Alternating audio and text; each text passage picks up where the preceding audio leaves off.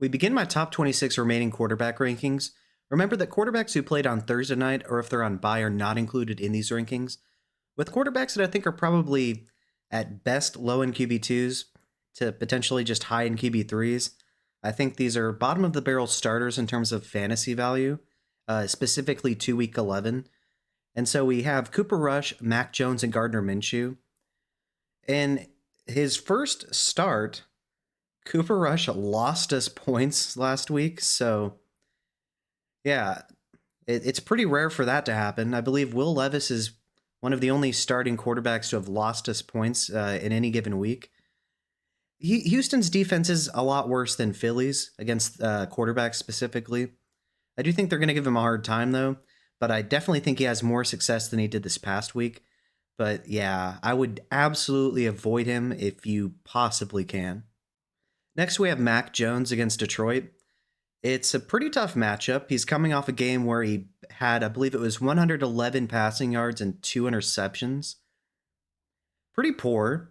Now he's facing Detroit, who is a top 10 defense against quarterbacks. I would probably avoid Mac Jones, and I'm going to be a lot lower on Brian Thomas Jr. than I would normally be. I'm hoping T-Law comes back after the bye. It's really going to help a fantasy team of mine, if so. But yeah, for now, I would definitely avoid Mac Jones. It's a tough matchup. He threw 2 picks, no touchdowns this past week. And so until we see a lot better, and especially in poor matchups, yeah, I would absolutely avoid starting him. And at 24, I have Gardner Minshew against Miami. Jalen Ramsey and the Dolphins defense is very tough against quarterbacks, second best in the NFL in terms of allowing fantasy points to quarterbacks. He's coming off a really poor game, and I think that continues against Miami here. Yeah, it's going to be pretty tough to start anybody on that Raiders offense, in my opinion, besides Brock Bowers. And yeah, I would try to avoid all three of these quarterbacks if possible. Now we have quarterbacks that I think are probably low in QB2s, but I do think have more potential upside than any of the previous three quarterbacks have. We have Caleb Williams, Will Levis, and Derek Carr. Before the bye, Caleb Williams had two advantageous matchups and he crushed them. He actually should have had an even bigger day with 5 touchdowns in the second game. But then post-bye, he has been atrocious. They finally got rid of Shane Waldron. Thank you. I'm not sure if the new offensive coordinator is going to be good for them. While it doesn't per se mean anything, he did take over play calling duties for Bryce Young this past year, and Panthers were 32nd in offense, so it's probably not a good thing, but it is an unknown, which is better than the known of Shane Waldron for Caleb Williams. And so I would definitely be careful starting him. I wouldn't if you don't have to against Green Bay. It's the 5th best defense against quarterbacks. But you may be forced to start him, and if you do, unless you have one of the other previously mentioned quarterbacks as your other option, I would probably try to sit him. Then we have Will Levis against Minnesota. They are the 8th best defense against quarterbacks in fantasy scoring. He's coming off a great week where he had over 170 passing yards and 2 touchdowns and a substantial amount of rushing yards as well. In another tough matchup against Minnesota, I don't think that continues. In general this year, he's been terrible. And yeah, I would try to avoid him if possible. Minnesota's pass rush is ferocious. Then we have Derek Carr against Cleveland. He had a pretty good week this past week. He's been mostly missed, but sometimes hit this season. Cleveland's defense, though, Myles Garrett, I do not want anything to do with Derek Carr. Derek Carr has already ensured that he got rid of his top target in Chris Olave. And so for that reason, I would try to avoid Derek Carr in a middling matchup that is against a ferocious pass rush, though, and he's without his top star.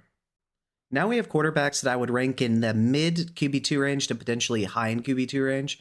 We have Kirk Cousins, A-Rich, Drake May, Jameis Winston, Tua Tagovailoa, Matt Stafford, Geno Smith, and A-Rod. Kirk Cousins is playing against Denver. That is a very stingy defense. If it weren't for them playing the Ravens and Lamar Jackson, their defense would be ranked a lot higher than it currently is against quarterbacks. He doesn't provide any rushing upside, and I do think that with Drake London probably seeing a good amount of Pat Surtain, that's really going to limit the passing offense in this one. And so I'm a little bit lower on Kirk than I would normally be. Then we have A-Rich against the Jets. The Jets, after firing Saleh, uh, have regressed immensely. However, it's still A-Rich. We know that he has a ton of weekly upside, but it is so dangerous starting him. And so I do think he ends up scoring a rushing touchdown for the first time in forever this week. And so I think that saves his fantasy day. But as far as the assets in the passing game, I don't want anything to do with any of them, unfortunately. I think JT is a solid start, though. But yeah, A-Rich, I would try to avoid if you can, but he does have sky-high upside. Then we have Drake May against the Rams. He is going to have to face against Jared Verse, so we don't like that.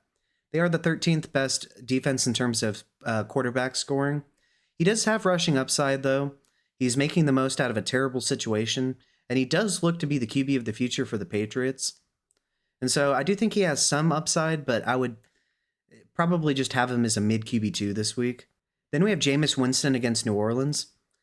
In his first start, he was tremendous. In his second start, he played poor against Baltimore, but should have had more interceptions. I do like him a little bit more than I will most weeks because New Orleans did get rid of Marshawn Lattimore. I still think he is so turnover prone that it's hard for me to project him for less than 2 turnovers per game, which limits his ranking, in my opinion, on a week-to-week basis. I think he still has a multi-turnover game because it's Jameis Winston. Then we have Tua against the Vegas Raiders. He's been very poor for us in fantasy recently. We know he doesn't have any rushing upside. And so I think he's a safe QB2, but I really don't think he has a ton of upside, mostly due to the lack of rushing upside, but also due to the fact that Tyreek Hill and Jalen Waddle really haven't been what at least I thought they would be prior to the season starting. And so for that reason, I would be a little bit cautious, but I think he's still a fine QB2. Then we have Matt Stafford against the Patriots. They are one of the better defenses against quarterback scoring. But with him having Puka and Cooper Kupp, I'm really not too worried about Matt Stafford. I don't think this is one of those games where he has a ton of touchdowns, but I think they win rather handily, and I think he's a solid QB2. Then we have Geno Smith against San Fran. It is a tough matchup. It's the 7th worst against quarterbacks possible, but I do think they're going to be losing to San Fran, and due to immense passing volume, it's going to make him a solid high-end QB2. But I do think he throws a pick in this one, and isn't going to have quite as much upside as he might have in advantageous matchups. Aaron Rodgers is playing against the Colts this week. They are 25th against quarterbacks, so that's really good. I think this is a get-right game for him. I think he has a multi-touchdown game. It's just with the lack of rushing upside, it's hard to have him in general as a QB1 projected. But I do think that he has a really solid week for us and as a high-end QB2. If you like what you've seen and heard so far, feel free to like and subscribe. It's a free and easy way to support the channel. Make sure you check out my tight end, running back, and wide receiver rankings as they come out. Tight ends and quarterbacks are coming out this Friday, and on Saturday, my running backs and wide receiver rankings come out. So yeah, if you like what you've seen and heard, just like and subscribe. Thanks. Now we have quarterbacks that I think are probably mid to low end QB1s this week. We have Sam Darnold, Jordan Love, Pat Mahomes, Jared Goff, and Bo Nix. Sam Darnold is questionable, but he got in a limited practice, so I'm not too concerned. However, they are playing Tennessee. They are a pretty stingy defense. I think with his recent increase in turnovers that he is a risky play, but I do think that he has a solid day overall. I think he has multiple touchdown passes, and so I do think he ends up finishing as a low-end QB1, but there's definitely some risk with him. Then we have Jordan Love against Chicago. The past 2 weeks really haven't been great, but Chicago's defense, while it is first against quarterbacks, I think their locker room is starting to fall apart. And so I do think that this is an opportunity for Jordan Love to really put together a solid game. I still think he ends up with a turnover, so he's not going to be ranked quite as high as he would if it was an advantageous matchup. But I do think he sees multiple touchdowns in this game, and I still think he's a solid low-end QB1 this week despite the tough matchup. Then we have Pat Mahomes against Buffalo. I think he has a solid day overall, but Buffalo's defense is really stingy. They are 11th best in terms of preventing quarterback scoring. I think he does have a turnover, and we just haven't really seen the consistent upside that we would normally see with Mahomes. And so for that reason, I have him as a top 10 quarterback, but not an elite QB1 this week. Then we have Jared Goff against Jacksonville. I think they're going to crush Jacksonville. I think he has a solid day, but I don't think he really does much in the second half. And so for that reason, I think he's a mid QB1, but I wouldn't project him to need to throw as much to potentially be a high-end QB1 this week. Then we have Bo Nix against Atlanta. It's a great matchup. We've seen he's been a little bit streaky recently, but this is definitely the matchup that's probably going to necessitate him passing a lot. And they're friendly against quarterbacks, so for that reason, I do think he's a top 8 option this week. I just wouldn't consider him, an elite option per se. Now we have quarterbacks that I think are potentially top 5 options, but I would leave just out of the elite tier. We have Russell Wilson, Justin Herbert, CJ Stroud, and Joe Burrow. Russell Wilson is playing against Baltimore. The game script should necessitate a lot of throwing from his side. He's been a top 10 quarterback in 2 of his past 3 games in terms of his only starts this year. And so I think due to passing volume and his own really good play himself, that he's deserving of a top 10 ranking here. And I have him at 7 because I do think that some of the quarterbacks ahead of him are just better quarterbacks. And I just project them to have slightly better games. But I think he's a solid top 10 option, and he should definitely have to get a ton of passing volume in this game. Then we have Justin Herbert against Cincinnati. Same thing. It should be a potentially high-scoring game between them and the Bengals. He's been awesome post-bye. He's been efficient. He's gotten a lot more passing volume in general, not this past week, but in general. And so for that reason, I think he's going to have a really solid day. And it's good to see that we can finally trust him in terms of starting him for fantasy. He's so good. It was such a shame at the beginning of the year they just didn't throw. But things are looking up for him now. Then we have CJ Stroud against Dallas. He's going to get Nico back. I think him and Tank Dell are going to be way too formidable for the Dallas defense. I think they're going to put the game away rather easily. And I think he has a really good day overall as they absolutely crush Dallas. Then we have Joe Burrow against the Chargers. The Chargers defense in general has been ferocious against quarterbacks. But we did see that Will Levis had over 170 yards, 2 touchdowns, and no picks against them. The yardage isn't crazy, but the fact he had 2 passing touchdowns in that matchup and no picks is amazing for Will Levis. And so I think that Joe Burrow is going to be able to overcome the Chargers. I think they're going to need to throw in this game.